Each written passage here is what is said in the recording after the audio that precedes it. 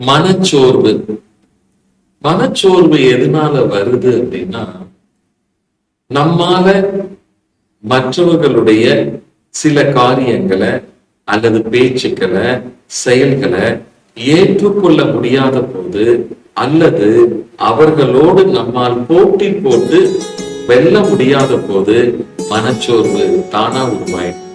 அதனால வாழ்க்கை நல்லா இருக்கணும், நீங்க நல்லா இருக்கணும், உங்களுடைய மனசு எப்பொழுதுமே நல்லா இருக்கணும் அப்படின்னா, முதல்ல மற்றவர்களோடு ஒப்பிடுவதை நீங்கள் முழுமையாக தவிர்த்து விடுங்கள். ஏன்னா ஒப்பிடும் போதே உங்க மனசுக்கு ஒரு அழுத்தம், ஒரு இறுக்கம், அதனால மனச்சோர்வு தானா வந்துடும்.